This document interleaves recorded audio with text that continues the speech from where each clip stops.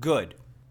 As we saw during the last session, we saw that Florensky, indeed, discovers this experience of astonishment before being, this opening where the living image has a strong impact in the soul, in the juvenile structure of the soul.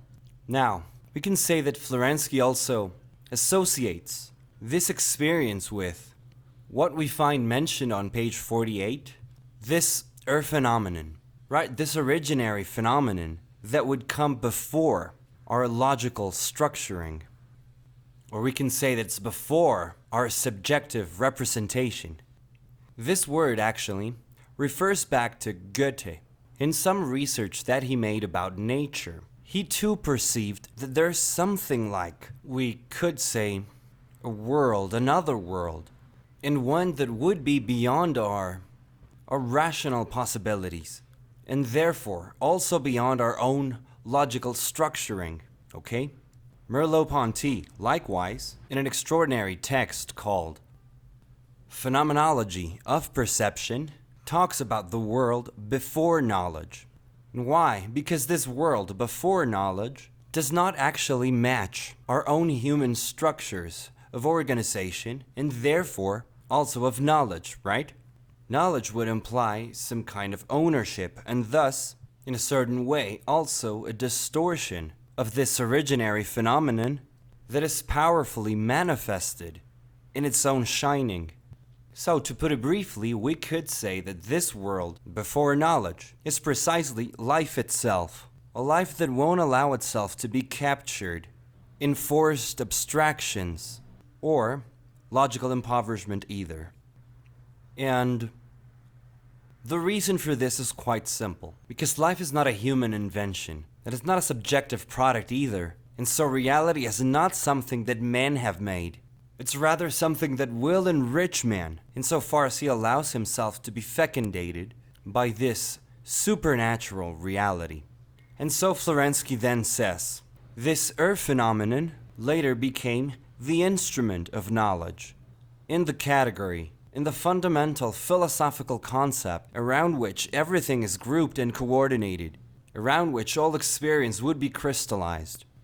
And in this way precisely, since a very early age, the categories of knowledge and the fundamental philosophical concepts were articulated in my reason. Later on, the successive intellectual effort was not only helpful to affirm them and deepen them, but on the contrary, right from the beginning, by studying philosophy, they have been ruined and obscured, without contributing with anything but a feeling of bitterness. And so this feeling of bitterness comes precisely from rational abstraction that men try to establish as the only definite pattern of comprehension. And it generates bitterness because ultimately it does not satisfy this thirst for the infinite that the soul has and that reality brings about. And so Florensky, from a very early age, as he himself mentioned, is finally convinced that what's substantial in reality is that other world that's prior, so to say, to the subject's world. And so there's that other world. Or, to use more precise terms, to Florensky, what's truly fundamental is the objective, not the subjective. The subject comes in afterwards, and therefore subjective elaborations, intellective, abstract, or philosophical, will come in afterwards. And one of the difficulties that we have is that indeed, when philosophy is used to be established as a precise system of abstractions, it turns away from life's rhythm. And so in this sense, it would seem like it presents us with a world that sometimes it hardly matches the real world, precisely the one in which we live. He says following this, but as I was progressively delving into the fundamental concepts of a general conception of the world, and I elaborated them logically and historically, I was already resting on solid ground. And so, to Florensky, this solid ground is precisely that other world, right? The invisible world that seems to be announcing itself through this reality that we perceive. And when I examined myself, I discovered that this solid ground was the same where I walked from very early childhood. Later on, after a lot of intellectual wondering, the circle was closed, and it turned out that I was at the old place. Actually, I hadn't come across anything new, but I simply remembered.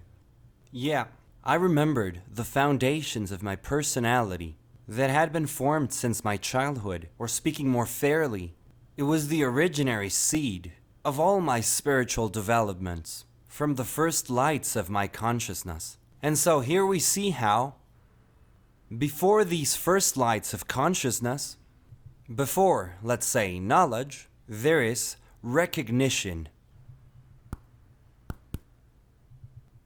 Thus, the reception of reality. And this reception of reality is what indeed constitutes the originary. And so, right from the beginning, we see that, to Florensky, the world does not begin with the awakening of human consciousness, as if it were the subject, let me insist, the only producer of the surrounding reality.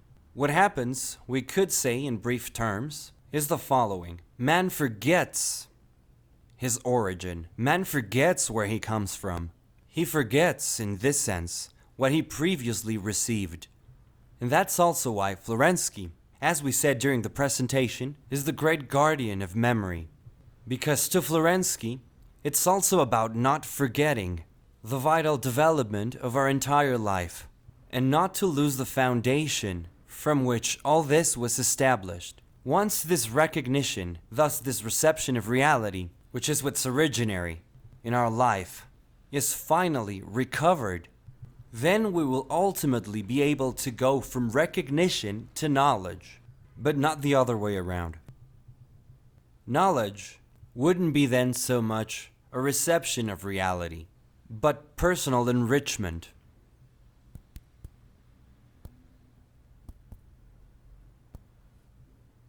And here, we can understand a little bit better the dynamic between the subject and the object. The object, reality in general, is not complete. And why isn't it complete? Because it needs the reception and the complementation that the subject will add. In other words, creation also needs that the creature collaborate in its own constitution, and vice versa. The subject is empty if he doesn't have a previous reality to feed him. Okay? It's kind of like talking about food and the stomach. Reality is the food, but a stomach is required to process it, digest it, and ultimately assimilate it, and be enriched by all the nutrients that it is indeed being given. And so the object is mute. And it is the subject who is called to give it a voice. How is he going to give it a voice? Precisely through this personal enrichment that we ourselves call knowledge, the reflexive inquiry of this same object. On the contrary, if we only think about a subject without an object, we're also talking about an empty stomach. It doesn't really have anything to be nourished with. That's why it's fundamental to Florensky that we do not forget what the fundamental genesis of our own human consciousness really is. And thus, that rationality, in this sense, has been ultimately nourished by the reality that exists prior to the subject. Thus, creation is prior to the creature, and the creature is called to enrich this creation, as we said, through precisely his own contribution. And so, this personal enrichment, which is originary, shows up here as a secondary contribution.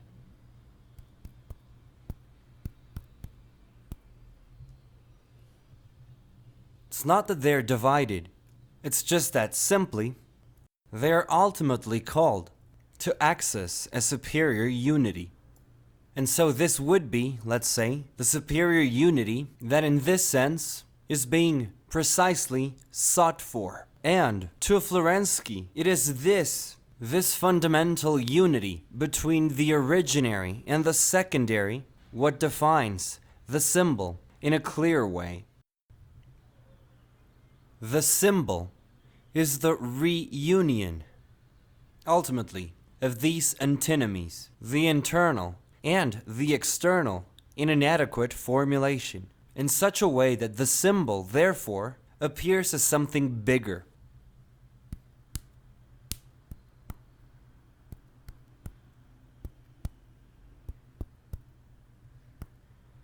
And therefore, we could then say, as a transappearance. Thus, the appearance, not false, not deceitful, of the concrete reality, reveals and shows us something bigger than what it actually is. And in this sense, the symbol, as something bigger, as a transappearance, as something that goes beyond what's apparent, what's immediate, would be precisely the spiritual dimension.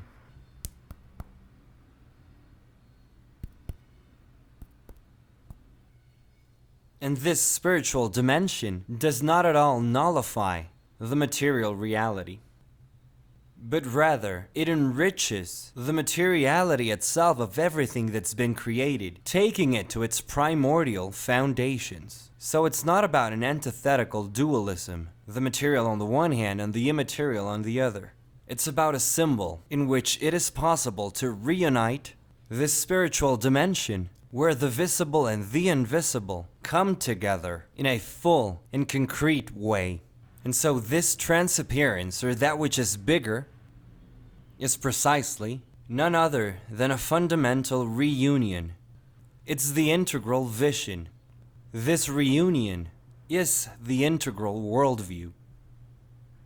And that is precisely what Father Florensky is teaching us. The symbol, as he himself says, has been throughout his entire life his fundamental concern. Why? Because the symbol is that which reunites, and it's the opposite of the diabolon. The diabolon is precisely what divides. It's precisely what separates. And so, to Florensky, for instance, if we only wanted to hold on to the invisible aspect, as for example through some Gnostic teachings that purport to see the material as a degradation of being, as a lowering, as some kind of loss of a being's essence, and therefore to distance oneself from the material, to reach this immaterial purity of thought, would be a mistake. And the same would be if we only wanted to follow the materialistic line that would nullify this non-material dimension. We would fall into in what could be considered an empirically poor situation. Or we can put it differently and say it's empirically incomplete.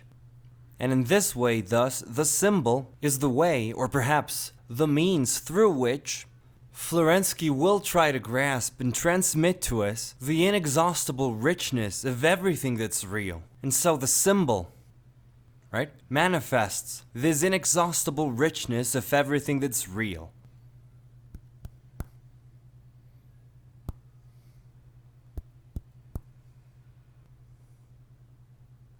And this inexhaustible richness of everything that's real, we could then say, takes us to grasp, or rather, to take on, a symbolic contemplation.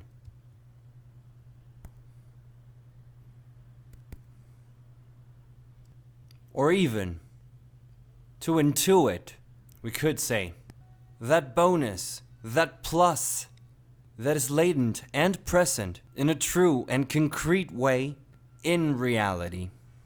That which is bigger, that the juvenile structure of the soul has no trouble discerning, and therefore receiving, but that, while the subjective stance is being constituted, it would seem as though we lose sight of the inexhaustible richness of what's real and start focusing only on ourselves, and therefore to remain reduced to our very own subjective stance.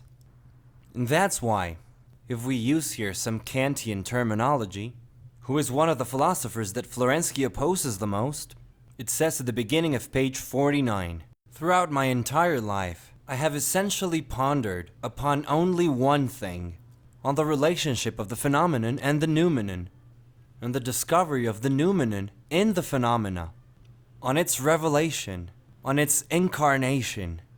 And so, what we see here is that this inexhaustible richness of everything that's real, thus the symbol, is indeed revelation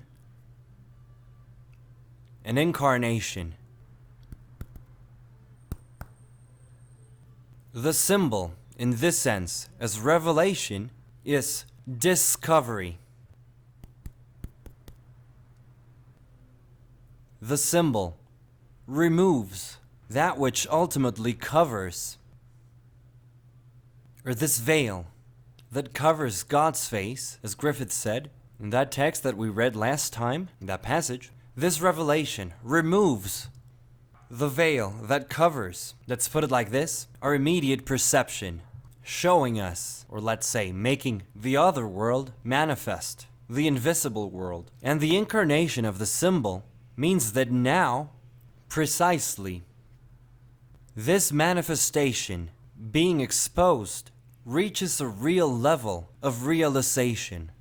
That is to say, it doesn't remain limited in the intellectual or abstract questions, but rather it is incarnate in the very reality of everything that's been created. Let's remember briefly that according to Kant, the phenomenon and the noumenon are two completely opposed environments. To Kant, the phenomenon is that which the subject can perceive thanks to his own subjective constitution, and also especially to the categories, right, of pure understanding. And so, through those, Kant will say, we get to perceive phenomena. But the noumenon, in short, things in themselves, are completely beyond our cognitive faculties.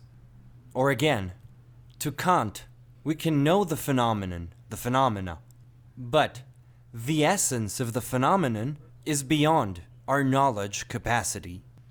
To Kant, both the phenomenon and the noumenon are actually always formed in a relationship. And so, to Florensky, this reunion, this integral worldview, indeed constitutes a living relationship. The symbolic character of everything that's been created constitutes, in fact, its fundamental essence. It's a living relationship whose fundamental character of revelation and incarnation exposes this inexhaustible richness of everything that's real, of, or better, in a concrete way, in an absolutely concrete situation. And it's precisely this revelation, incarnation, which makes this inexhaustible richness of everything that's real, accessible and manifest, right, through a symbolic contemplation.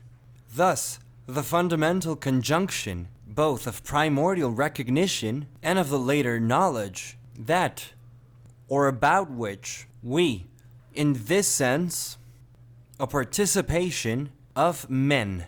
And so, 6 lines before the end of this quote, he says, I was looking for that phenomenon where the weaving of its organization were better worked by the forces that form it, where the permeability of the flesh of the world were bigger, where the skin of things were weaker, and where the spiritual unity were more clearly and transparently revealed all over it. And so, what we see ultimately is that this reunion, this living relationship that indeed is given in the symbol, is precisely the unity. It's the fundamental openness to grasp the unity in which everything that has been created is actually manifested. And this unity is fundamental to keep following the right path. So ultimately not to engage in impoverishment defects.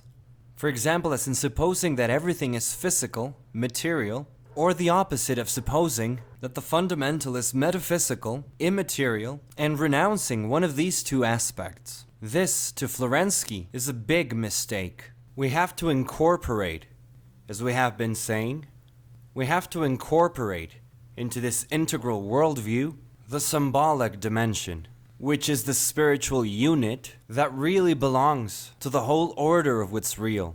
When we do not make an effort to sustain the symbolic contemplation, then what we do is to actually distort reality itself, to substitute, as we had said, imagination for fantasy. And this is why, at the beginning of the next quote, Florensky says, I would like to tell you something about my work, okay? This is a letter that he wrote to his son Kirill while he was already on the Solovki Islands. He says, or more precisely, on its sense, its internal being, so that you can continue this course in thought, because I have not been predestined to give them form and take them to their end. So, here too we have a fundamental aspect. Pavel Florensky is an initiator, not a culminator. Pavel Florensky knows that he is, let's say, revealing an initial path. Pavel Florensky was well aware that he was a beginning, not a culmination. He is showing us precisely the fundamental beginning with which to be able to go across this complicated 21st century through the fundamental recovery of symbolic contemplation, but that he's not ultimately called to finish it. He then continues. He says to his son, what have I done throughout my entire life? I have contemplated the world as a totality. And so, symbolic contemplation is exactly the contemplation of totality.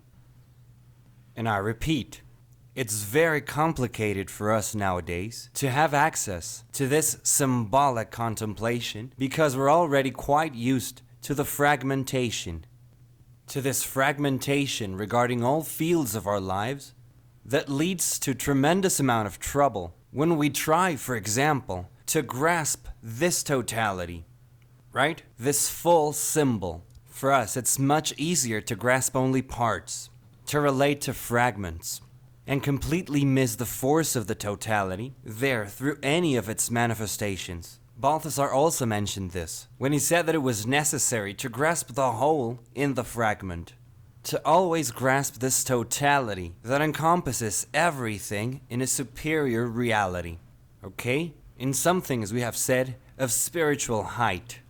And that's why Florensky keeps telling his son Kirill to contemplate the world as a whole picture and as one reality, but in every given moment, or more precisely, in every stage of my life, the view has come from a diverse angle. And this is what we had said. Relativism, then, appears when we reverse the true order of things, and we suppose that the subject is the one determining that order.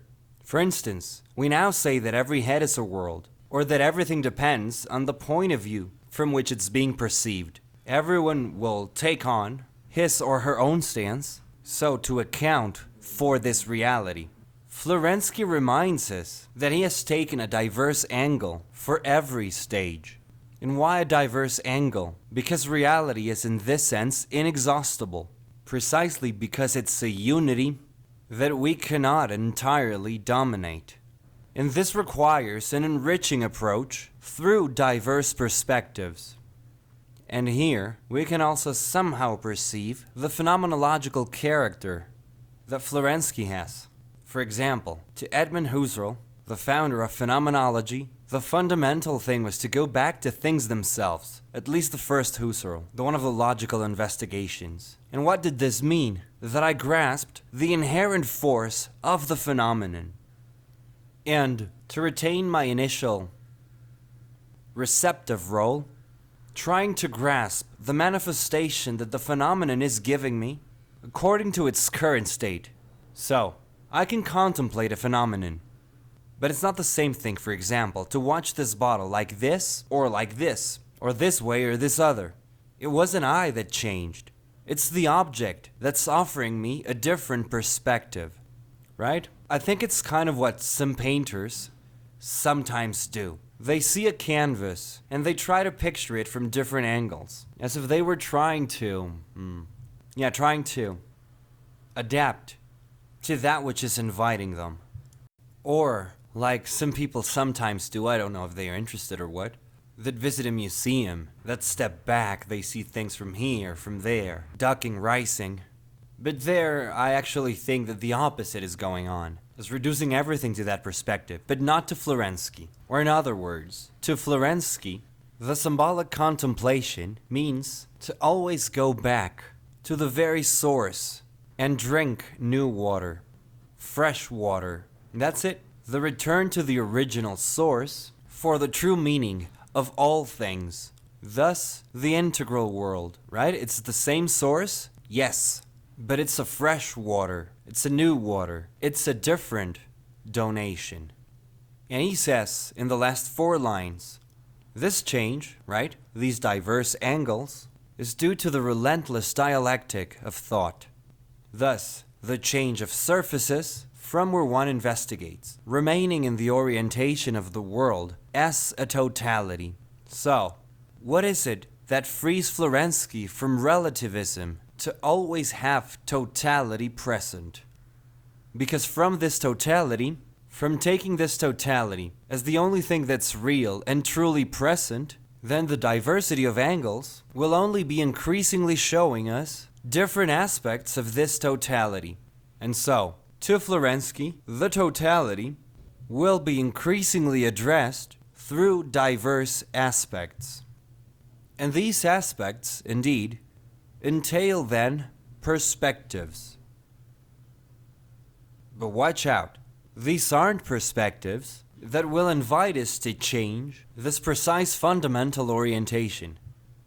It would be a very different thing to lose sight, right, of reality as a totality, so that then we would consider things to be the way I view them, and so ultimately giving priority to the subject, but not to Florensky. To Florensky, the totality is ultimately integration.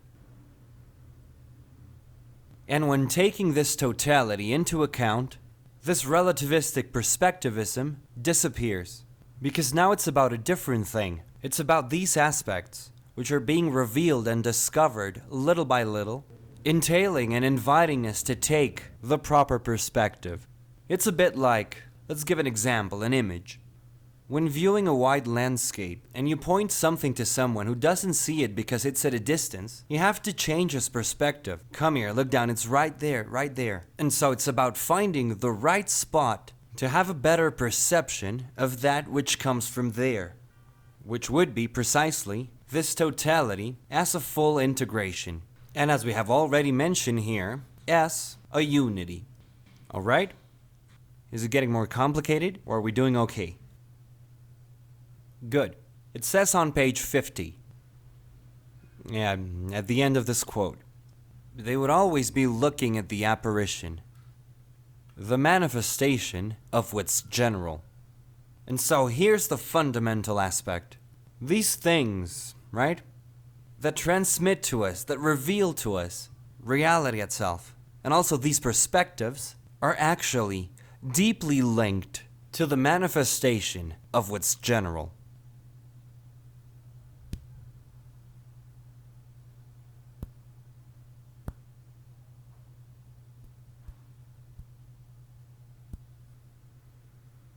And not only, let's say, to the same subjective stance that wants to transform reality to, or according to, the place where it has currently arrived at. This would be as strange as to suppose that the room changes in this sense because I'm sitting on this side. It's no longer the same room because I'm seeing it from a different perspective. That isn't the case. Everything is, or the fundamental secret is, in not losing sight of objectivity. And so, to realize that the totality is this very integration or unity, that the manifestation of what's general is transmitting to us. In this sense, for example, it's also worth reading a book by Michel Henry, this contemporary Catholic phenomenologist, recently deceased, titled The Essence of Manifestation. And this is indeed one of the extraordinary works that he wrote. translated into English but not into Spanish. It seems like we'll be having that opportunity in 2015. And it's obviously available in French and in English, as I said, but it's a bit expensive. At least the English version because of the translation. But what it insists on is precisely that the essence of the manifestation consists in this luminous revelation, in this fundamental shining, where that which appears is not isolated, but what appears is this totality integrated in the same unity. And he says now, that is to say, contemplating the Platonic and Aristotelian eidus, Goethe's Urphänomen, from my earliest childhood until today, I thoroughly think about the same thing, but this thing requires an access from many sides. And here we can find one of the fundamental and methodological profiles that Florensky has. The view is not unidirectional, but it has multiple perspectives, integrated in one same totality. It's not about having a unidirectional view, but that it requires multiple access points so that the infinite richness of this same totality can be increasingly grasped, and thus the manifestation of what's general. And this, ultimately, this to Florensky is to contemplate the world before knowledge. So, the world before knowledge is nothing more than the manifestation of what's general. This totality, whose integration ultimately allows its access, or demands that its access be taken through precisely a continuous and constant enriching, without collapsing into, let's say, reductionist perspectives. For example, the world is the way I determine it, or the world is according to this perspective. No, this would actually break with the dynamic of what's real. That's why Florensky will insist a lot on contemplating in the particular phenomena to grasp the manifestation of the idea. That's the Platonic Aristotelian eidus. Thus, the idea as this universality, that one way or another is present in every particular phenomenon. And so what Florensky insists on is that the manifestation of what's general is nothing more than the reunion of the two worlds, both the visible and the invisible. That's why he will say in the last 4 lines, in his own words, when referring to these two worlds, he says, empirical immanence and noumenal transcendence at the very bottom of each phenomenon. And so, to grasp the structure of being in its spiritual unity. And this, we should say, is precisely what's fundamental. Thus, the structure of being, as such, depends on its spiritual unity.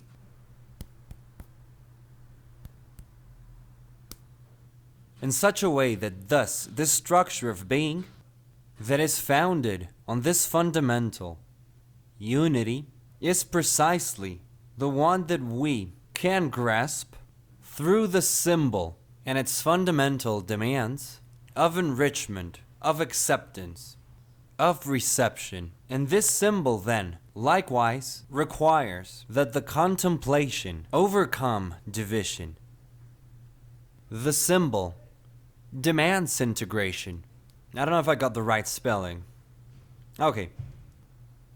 Demands integration. And therefore, not division.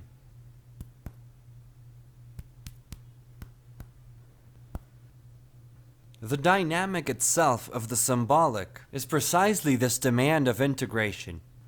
The symbol takes us to increasingly gather together, right? The apparently scattered aspects in one integral worldview, and therefore in light of the totality. And so, to Florensky, in this sense, the symbol is light, light of integration.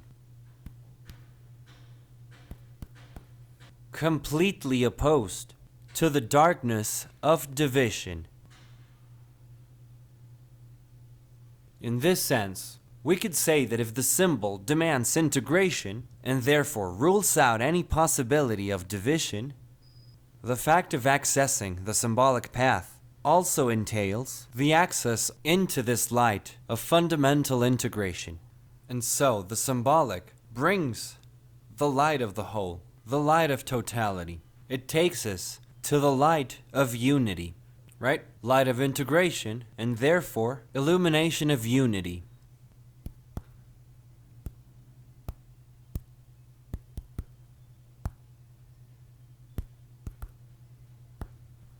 That's why Florensky says in the next quote, "The issue rests on the fact that, as I see it, the relationship between what makes transparent and what is transparent in the things or in the skin was never external." He says, "I've never tried to contemplate this spiritual unity outside and independently of its phenomenal apparition." Thus, Florensky has never tried to grasp this spiritual unity as something alien to the phenomenal reality, or empirical, material, real, created. But rather, Florensky's fundamental impetus is precisely the integration. It's this view that's revealed to us by the integral unity in the totality that the particular phenomenon showcases, or to put it in more conventional terms, what Florensky is actually looking for is the contemplation of the universal in the particular, the access to totality through the particularity of the whole through this, but of this that is always concrete. Because to Florensky, one of the fundamental convictions that he will be developing is that the world is not a deception, as some other stances would suggest. For example, that what we see is just an appearance, as Plato would eventually suggest. That actually, the world, the eidos, is another world. It's somewhere else. This is nothing more than an appearance, a vague, let's say, repetition of this fundamental idea, not to Florensky. Why? Because Florensky will always affirm a central aspect. God doesn't deceive us. The world doesn't deceive us. It's all about acquiring the proper perspective. Thus, in recovering, ultimately, the symbolic perspective, what's been created is not a deception. The only difference is that it cannot be exhausted in itself. That's why, to Florensky, it was fundamental that we grasped the spirituality of the material. That we tried to integrate ourselves into this symbolic view. And the reverse, that we also grasped the actual materiality of the spiritual, and that we overcame once and for all, this time for good, this dividing perspective that seems to be ultimately dominating our very actual stance in the world. That's why, if Florensky opposes something, that would be dissociation, division. Florensky is also, in this sense, a great enemy of division, of dissociation, and instead is the great promoter of reunion, and therefore of unity.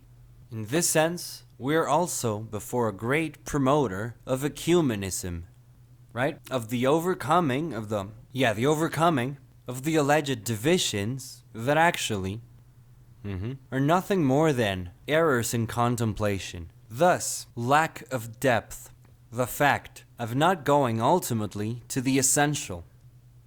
Okay? That's why he says, from what we read, more or less by the middle. He says, "The phenomenal manifestation was to me an apparition of the spiritual world, and a spiritual world considered outside of its phenomenal apparition, right, as somewhere else, completely separated, divided, foreign to this material world, was to me represented as something confined, that existed in and of itself and for itself, but not for me." What does this "but not for me" mean? That the reality that surrounds us is also in contact with ourselves. It is in relation to ourselves. And therefore, to Florensky, the spiritual is not isolated to use those terms, from our very reality, but rather, the world itself is a spiritual communication. It's a means, it's a message that we have to learn to read and to decipher.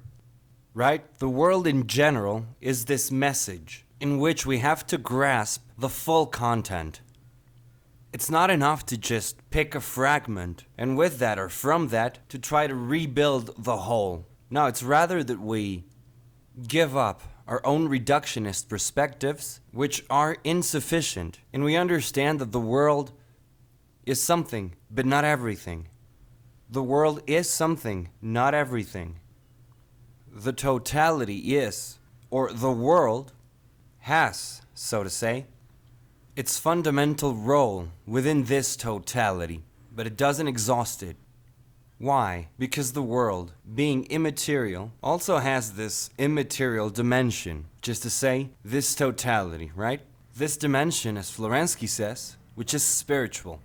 That's why he will insist on, or if we go to the beginning of page 51 in the text, that the symbol is a synthetic unity of what rationally appears as contradictory. And so, here we now have a vital invitation by Florensky, encouraging us not to stop or to be stuck or not to take the logical contradictions of our thought as insuperable obstacles. Because this would be a great temptation, to suppose that what we find irreconcilable, that would be because our thought cannot reconcile it, would therefore be unacceptable. Because then we would be implicitly assuming that we, as humans, are the measure of all reality. And this ultimately, to Florensky, is a great mistake. To suppose that man is the measure of everything that exists, that he is the one giving the measure, or then to suppose that because I find something incomprehensible, then to reject it would mean to nullify this will of communion. It would be then, in this sense, to reject this impetus of unity. That's why, to Florensky, it's crucial also that we realize that this demand, right, this symbol, this demand of integration, of non-division, light of integration, of luminous unity, therefore implies an effort of penetration to overcome the established criteria, whether rational or empirical.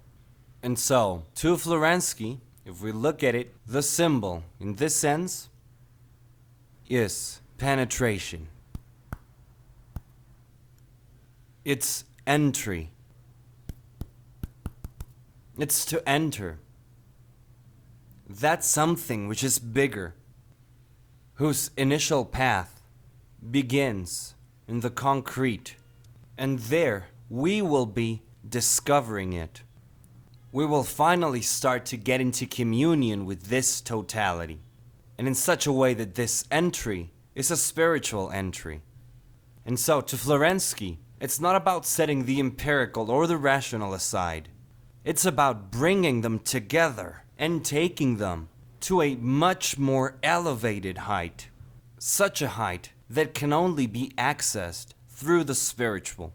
That's why, to Florensky, this penetration, as it says from the third line of this page 51, right, this penetration, it's a mystical and sensitive access to the bottom of being. It's an access, right? Mystical, sensitive, to the bottom of being. Thus, spiritual and material into the bottom of being. And that's why Florensky will always be opposed, and rightly so in my opinion, at least as an authentic Christian, to both Gnosticism, that rejects the stance or the material reality, and the abstract idealism that denies the very complexity of what's real. And so, Florensky, same as for example Henri de Lubac, doesn't like coward simplifications. These exercises in simplification, where we would sometimes like to present reality in a very simple way, and therefore forgetting about the enormous complexity, thus saving efforts. And this is also a fundamental feature of the Catholic. The Catholic cannot afford to spare efforts. He cannot take for granted, for example, that what he lives is something as plain and simple as what he would like. It's ultimately this spiritual dimension, which is the symbolic contemplation, penetration, and entry, that indeed requires a great effort, that ultimately requires a great elevation. Remember when we talked about it previously, right? Where on the one hand it's required to have intellectual growth, intellectual quality, but also to have spiritual height. Thus, a fundamental elevation of our own subjective constitution. Thus, it means to overcome the actual limitations of the autonomous self, of the ego, enclosed in itself and therefore rejected for something else. Good? In such a way that therefore, it's not an accident that what Florensky will develop is a concrete metaphysics. And why a concrete metaphysics? Because this concrete metaphysics means that it indeed gets to reveal the materialization of the spirit, and also the spiritualization of matter.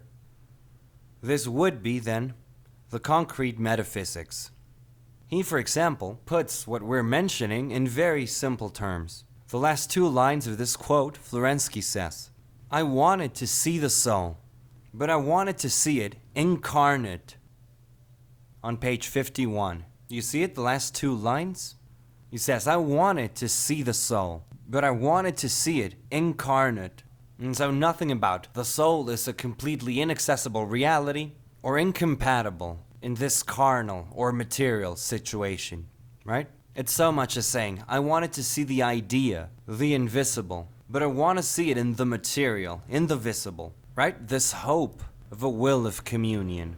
And actually, to a great extent, this is Pavel Florensky's great strength, his relentless will of communion. That's why Florensky will finally say that what he keeps as a symbol, this will of communion, is ultimately a demand of symbolism, a demand ultimately of concretion.